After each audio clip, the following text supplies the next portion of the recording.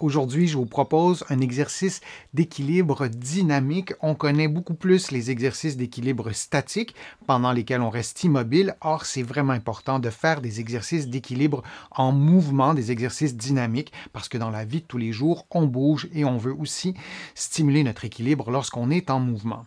On peut vouloir faire l'exercice dans un contexte d'avancée en âge. Chez tout le monde, il y a une diminution de l'équilibre associée aux décennies qui avancent. C'est normal. Cependant, on peut stimuler notre équilibre, on peut contourner un peu ces processus de vieillissement pour utiliser d'autres régions du cerveau, d'autres systèmes, disons, d'autres circuits nerveux qui nous permettront de retrouver une bonne partie ou même la totalité de notre équilibre dans un contexte d'avancée en âge. Si on veut pratiquer des sports d'élite, c'est une autre question, mais pour notre équilibre dynamique, l'équilibre dont on a besoin dans la vie de tous les jours, tout le monde, ou pratiquement tout le monde, devrait même récupérer cet équilibre qu'on perd en raison soit des processus de vieillissement, mais peut-être aussi en raison de l'inactivité et de la sédentarité qui est parfois associée à l'avancée en âge. Je vous montre l'exercice. C'est un exercice qui se fait debout. J'ai tracé un carré avec du ruban là, au plancher pour que ce soit plus clair, mais on veut être assez stable. On veut se situer au centre de ce carré-là où on ne veut, dit autrement, on ne veut pas bouger constamment le pied qui est en appui. On a placé un objet, deux objets, j'ai placé des éponges. Idéalement, on prend un objet qui est relativement léger au début, en tout cas, et on se tient en équilibre sur un pied. Et vous le voyez, avec l'autre pied, vous déplacez les éponges ou l'objet en question sur l'autre coin du carré que j'ai tracé.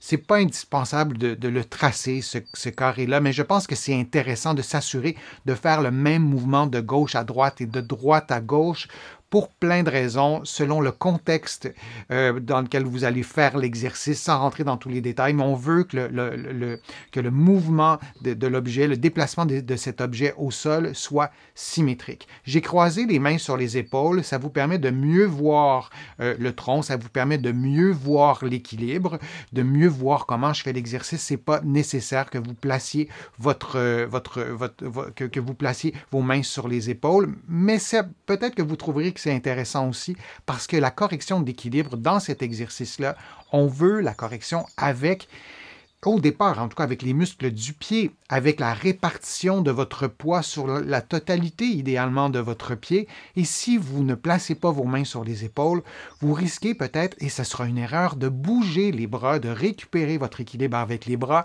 de stimuler peut-être aussi vos réactions de protection, vous tenir après un objet, après un meuble, après le mur. Or, les mains sur les épaules, ça évite cette erreur. Et donc, vous déplacez l'objet en question. C'est un équilibre unipodal. Vous devez conserver l'équilibre sur le pied d'appui durant un mouvement de l'autre pied, du membre inférieur opposé.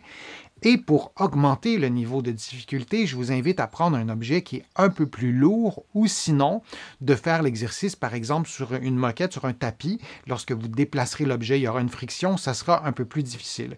Pour augmenter le niveau de difficulté, vous pouvez faire la même chose, mais en fermant les yeux avant même de commencer l'exercice et vous faites ensuite l'exercice, vous déplacez l'objet vers la gauche et la droite. Si c'est trop difficile, vous pouvez fermer les yeux une fraction de seconde ou quelques fractions de seconde pour commencer, pour un peu jauger si c'est trop difficile ou pas. Vous faites l'exercice toujours dans un environnement sécuritaire.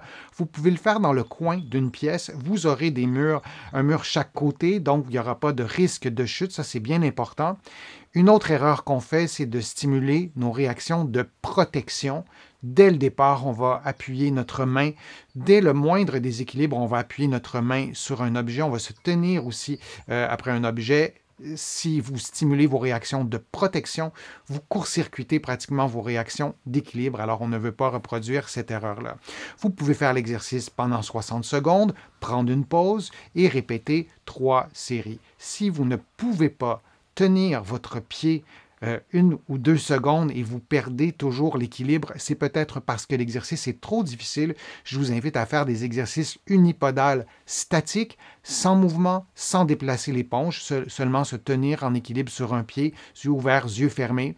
Ça sera la première étape et ensuite vous pourrez faire l'exercice que je vous propose. Vous allez trouver des exercices d'appui unipodal statique et aussi dynamique sur ma chaîne YouTube. Vous allez aussi trouver beaucoup d'informations sur l'équilibre, beaucoup de conseils, d'exercices sur mon site web, le www.denisfortier.ca.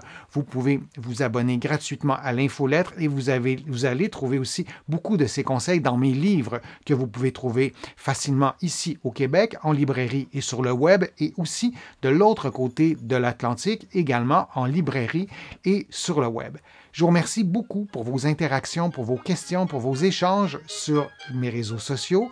Je vous remercie aussi pour vos questions. Je m'en inspire pour vous présenter de nouvelles vidéos. Et je vous remercie bien sûr pour vos contributions. Sans elles, je ne pourrais pas vous présenter autant de nouveaux contenus. Je suis Denis Fortier. Je vous dis à une prochaine fois, à une prochaine vidéo. À bientôt.